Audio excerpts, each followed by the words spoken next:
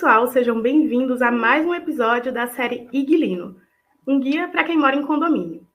Se você tem alguma dúvida ou está enfrentando algum problema no seu condomínio, agora você pode nos enviar através do e-mail iguilino@ig.com.br.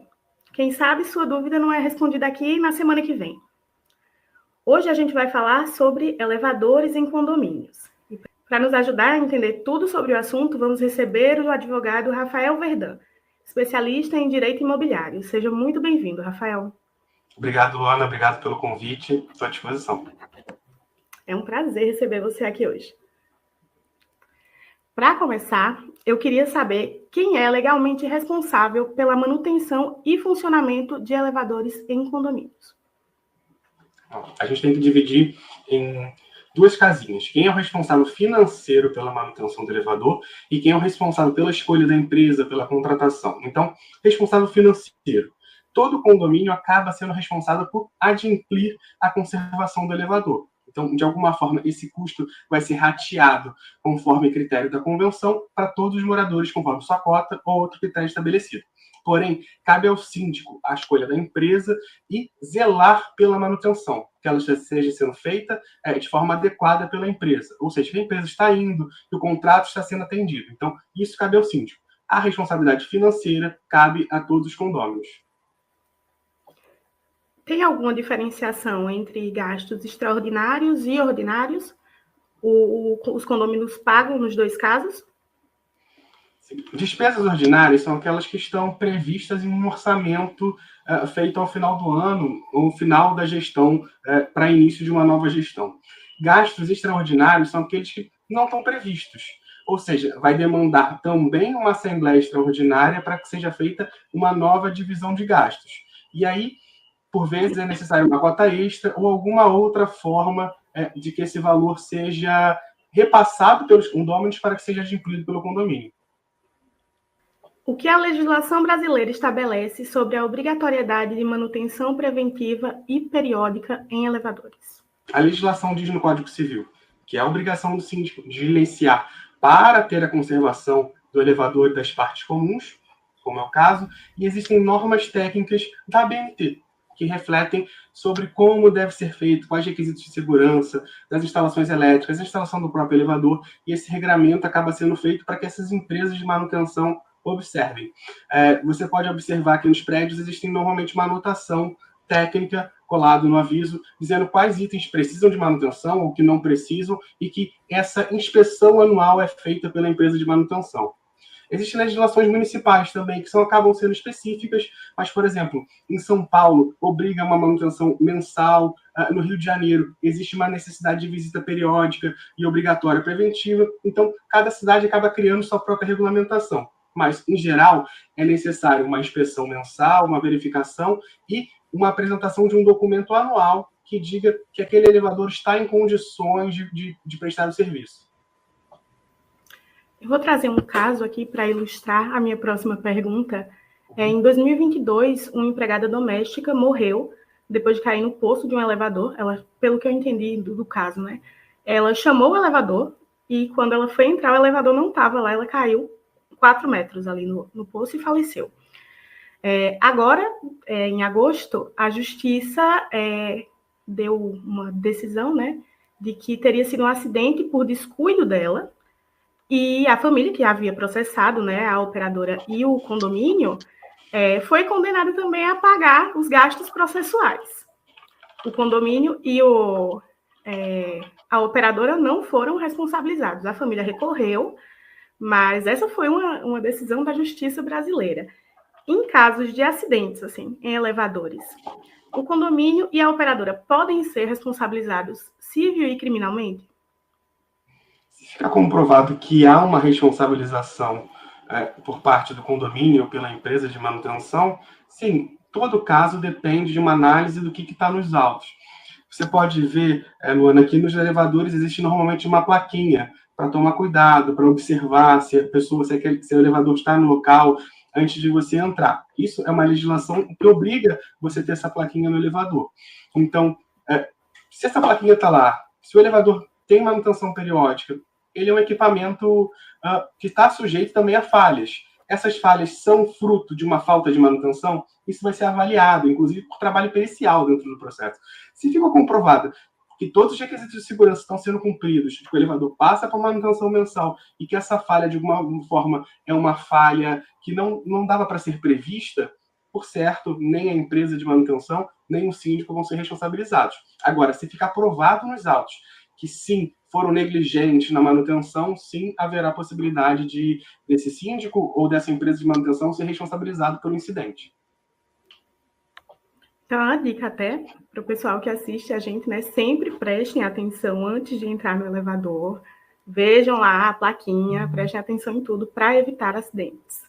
Por mais óbvio que seja isso, e parece até agressivo quando a gente vê a plaquinha de cuidado, mas é importante. Por muitas vezes a gente está distraído com o telefone celular ou com alguma outra coisa, a gente acaba não prestando atenção no que deve. Entra no elevador, os elevadores hoje, por vezes, têm portas que abrem sozinha, né? Então isso acaba, de alguma forma, diminuindo esse senso de cuidado e de zelo que a gente tem na hora de entrar no elevador. Também é responsabilidade nossa de ter esse cuidado de alguma forma.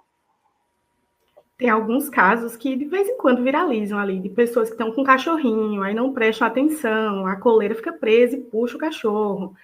Eu já vi uma moça que foi uma cadeira, eu acho, alguma coisa de praia que ela estava segurando, e ficou um fio preso no elevador e puxou a garota para cima. Então, ali esses são casos, alguns exemplos, né, ali, de que a gente tem que prestar atenção também. Os elevadores também possuem alguns avisos relacionados à idade de quem pode viajar no elevador sozinho, desacompanhado. E, por vezes, tem que ter mais de 5 anos. Por quê? Quem tem menos de 5 anos pode não ter discernimento adequado para apertar o botão, para fazer um aviso de emergência, ou para apertar todos os botões de forma coordenada. Então, todos esses avisos eles não estão lá à toa. Sim, depende de nós observarmos todas as regras para que não tenhamos problema, tenhamos cuidado ao utilizar um elevador, que é seguro, porém é um equipamento. Então, assim, a gente tem que contribuir para que ele esteja funcionando plenamente. Existe alguma previsão legal assim sobre essa questão até da idade ou é de condomínio para condomínio? No meu caso, eu sou do Rio de Janeiro, a gente tem uma legislação especial para isso.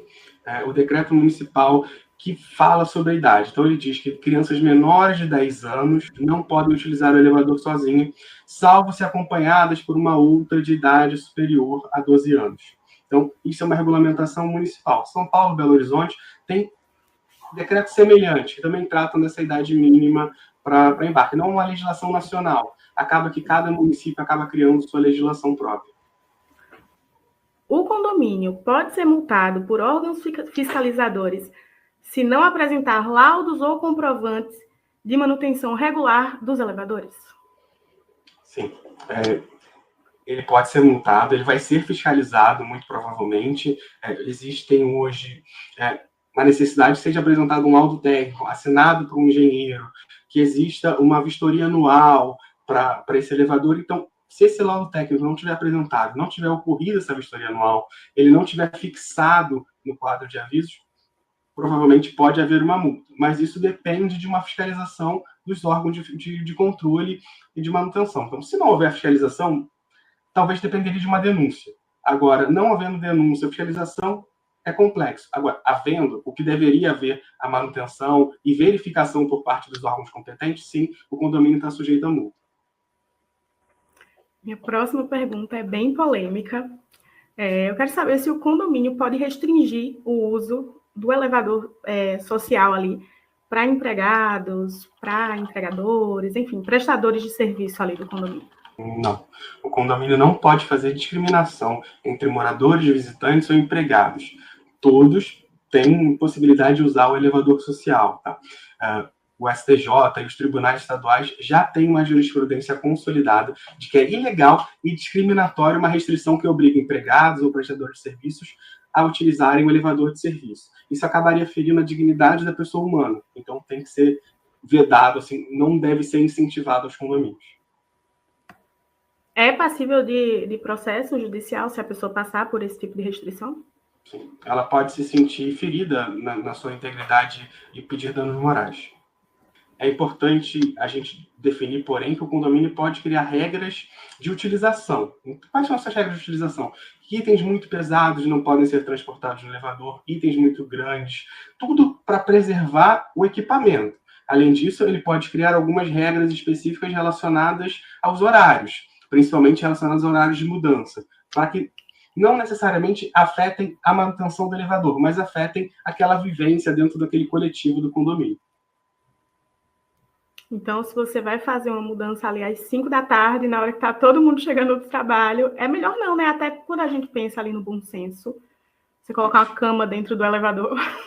Via de regra, às 5 da tarde não seria um problema, porque está mais relacionado ao barulho, enfim, ao incômodo que vai gerar a pessoa que está descansando naquele momento. Então, sim, normalmente os condomínios estipulam um horário entre 9 e 18 horas, que é um horário, digamos, comercial do condomínio, que ele poderia atender a uma mudança. E nos finais de semana, alguns condomínios também vedam essa possibilidade, embora outros condomínios digam que no sábado pela manhã ainda é um horário permitido para uma mudança.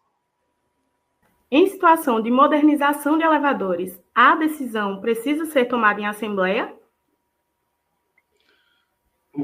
A gente tem que pensar em modernização de duas formas importantes. Existe uma modernização relacionada à manutenção preventiva, rotineira, e essa, por via de regra, ela já está planejada para aquele ano, então está dentro de uma manutenção normal. Agora, modernização que significa uma atualização para deixar ele mais esteticamente mais adequado aos tempos atuais, sim. Primeiro, porque ele pode ter uma modificação estética, e isso precisa ser aprovado na Assembleia. Sim, porque vai ter um custo financeiro provavelmente elevado, que vai refletir nas contas do condomínio. Então, toda a sociedade condominial tem que contribuir para isso. Então, a modernização, ela é necessária? Ela é voluptuária? Ela é só para deixar mais belo, para deixar mais moderno? Tudo isso tem que ser avaliado. Se for uma manutenção necessária, o condomínio tem que fazer. Então, se for uma modernização para manutenção, ele vai fazer, independente de motorização ou não do coletivo. Agora, se for uma modernização propriamente por estética, ou para deixar aquele elevador mais moderno, sim, ele tem que levar a esse escrutínio do condomínio, em assembleia. Existe um quórum definido para fazer essa aprovação? Vai depender muito do que está estabelecido na convenção. Mas, se você pensar objetivamente que é uma manutenção dentro do condomínio, via de regra não tem quórum. Um quórum simples aprovaria a despesa e a inclusão de cota extra. Agora, se a convenção do condomínio estipular de forma diferente, ela tem que ser observada e ela acaba sendo a pedra de toque para esse assunto. Então, quase todos os assuntos, primeiro, eles têm que ser olhados à luz do que a convenção diz. A convenção é como se fosse a constituição daquele condomínio. Então, ela tem que ser observada, independente do que está sendo dito ou não. Então, se a convenção diz que ele demandaria uma aprovação em assembleia por quórum qualificado, ele vai ter que ser observado. Agora, via de regra, não tendo essa determinação em convenção, poderia ser um quórum simples. Minha próxima pergunta eu também acho que é bem polêmica, porque eu acredito que já tem acontecido com algumas pessoas que estão nos assistindo, que é, se a pessoa ficar presa no elevador, ela pode processar o condomínio? Existe a possibilidade da pessoa receber uma indenização ali por ter ficado presa no elevador? É uma pergunta bastante curiosa, assim. A situação de ficar preso no elevador, ela também pode acontecer por uma série de possibilidades. Uma falta de luz, problemas de manutenção e imprevistos. Então, a gente tem que definir por que essa falha aconteceu. Se for uma falha previsível, por manutenção vencida, talvez a gente poderia defender uma indenização, mas eu acredito que os tribunais rechaçariam essa possibilidade por se tratar de um mero aborrecimento e de ter que comprovar o porquê que aquilo ali gerou um dano. Então, a pessoa que estava para uma entrevista de emprego ficou presa no elevador por uma falha previsível. Então, tem que ser construída uma história para que pudesse justificar. Agora, a gente tem situações que não são relacionadas propriamente à manutenção, mas uma falta de socorro. Então, a pessoa ficou presa no elevador, ninguém se mobilizou, nenhum condômino, nenhum síndico, nenhum porteiro, a manutenção do condomínio. Isso também, eventualmente, poderia justificar um desgaste dessa pessoa. Mas, como eu disse, me parece que isso não pode prevalecer em um primeiro momento de forma simples. Então, teria que vir acompanhado de uma outra situação que justificasse um dano. Então, e além disso, não sendo uma falha previsível, não há como se responsabilizar ninguém por ter sido preso no elevador. É um fato imprevisível, então isso não é responsabilidade de nenhum daqueles envolvidos. Existe um prazo legal máximo para que um elevador quebrado seja consertado? Não existe um prazo legal máximo, até porque vai depender de bom senso. Então, por vezes, a manutenção do elevador depende de observância de importação de peças, e isso acaba, por vezes, dependendo de liberação na Receita, liberações alfandegárias, isso pode acabar demorando. Então, a gente tem que observar caso a caso. Via de regras, pode-se entender que o elevador teria que voltar a funcionar em até 30 dias. Mas se estiver faltando uma peça que é importada, e essa peça, por algum motivo, ainda não chegou no Brasil, não foi importada, o fabricante não dispõe, o fabricante precisa fazer essa peça sob medida, isso precisa ser avaliado. Então, prazo máximo ele não existe.